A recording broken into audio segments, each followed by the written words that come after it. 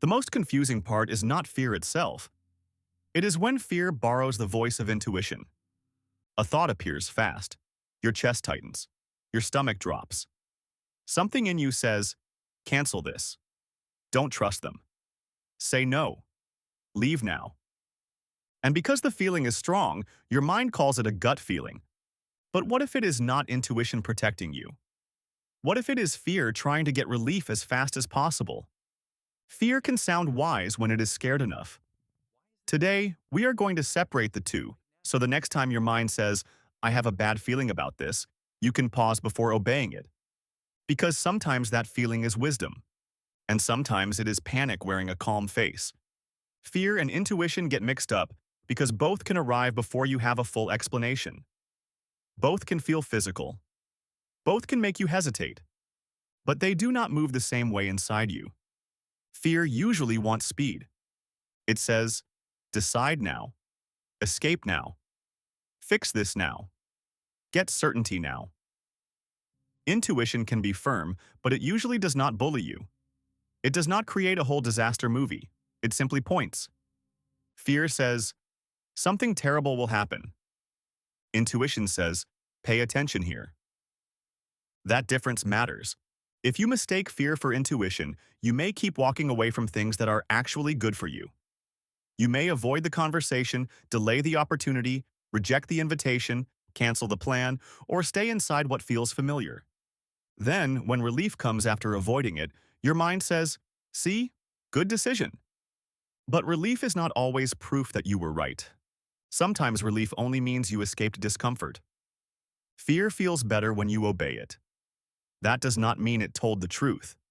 It only means it got what it wanted. So the first question is this: is the feeling giving me information or demanding immediate escape? Fear is usually urgent. It turns everything into a now problem. You reread one message 10 times. One awkward silence feels like proof. You want to cancel, not because anything clear happened, but because waiting feels unbearable. That is one of fear's signatures. It hates uncertainty. It does not just say, be careful. It says, you must know right now. Intuition can handle a pause. Fear usually cannot. Before acting on a strong inner warning, pause for 10 minutes, unless there is real immediate danger. If the feeling becomes clearer and steadier, it may be intuition. If it becomes louder and more desperate for instant relief, fear may be driving. The second difference is that fear speaks in extremes. It says, this always happens. They are definitely judging me. This will ruin everything. I should never have said yes. Fear likes big conclusions from small evidence. One delayed reply becomes rejection. One mistake becomes failure. One uncertain meeting becomes proof. Intuition is usually more specific. It might say, this timeline feels rushed. Or, I need one more question answered. Or, their words sound good but their actions are not matching. Notice the difference. Fear creates a storm. Intuition notices a pattern. Fear closes the case quickly. Intuition asks you to look more closely. The third difference is what the feeling does to your sense of self. Fear often makes you smaller. It makes you doubt your ability to handle anything. It says, you won't recover if this goes wrong. You cannot trust yourself. You will regret this. Intuition does not usually attack you. Even when it warns you, it leaves your dignity intact. It may say, slow down. It may say, ask more. It may say, this does not feel aligned. But it does not humiliate you. A cruel inner voice is rarely wisdom. A loud inner voice is not automatically truth. A familiar inner voice is not automatically intuition.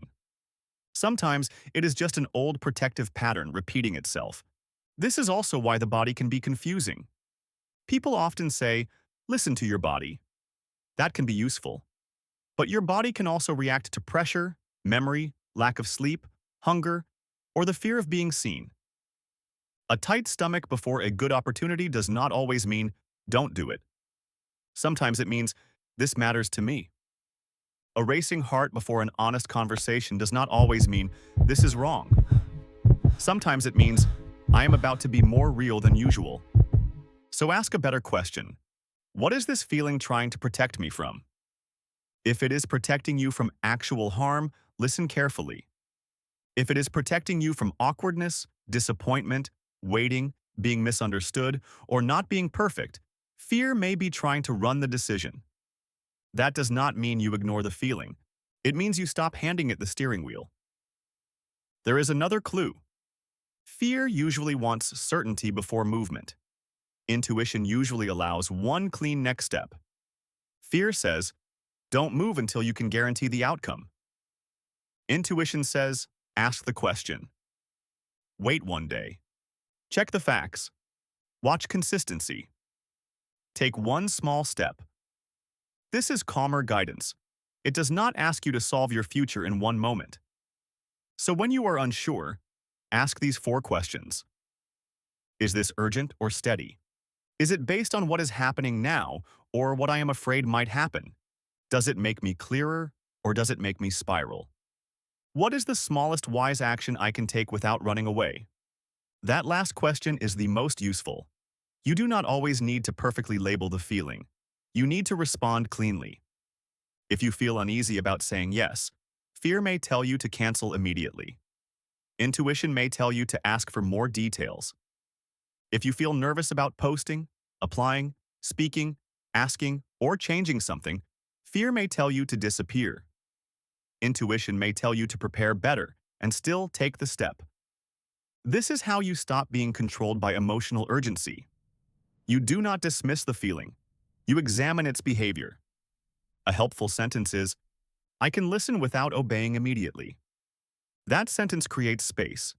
You are not rejecting your gut. You are simply refusing to let the loudest feeling become the final decision. Try this the next time a strong warning appears. Write the exact message your mind is giving you. I need to cancel. They are upset with me. This will go badly. I should not trust this. Then ask, what evidence do I actually have right now? Not what could happen, not what happened years ago. What is here today? Then ask, what would I do if I trusted myself to handle discomfort? Fear often treats discomfort as danger, but many meaningful things begin with discomfort. Honesty feels uncomfortable. Visibility feels uncomfortable. Waiting feels uncomfortable. Choosing feels uncomfortable.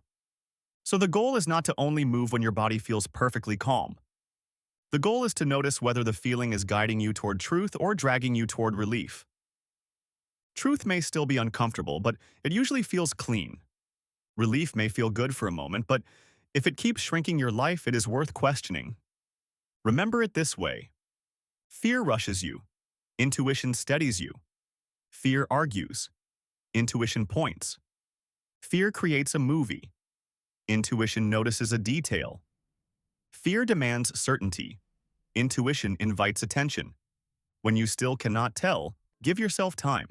A walk, a night of sleep, a list of facts, one honest question, one small delay before a big answer.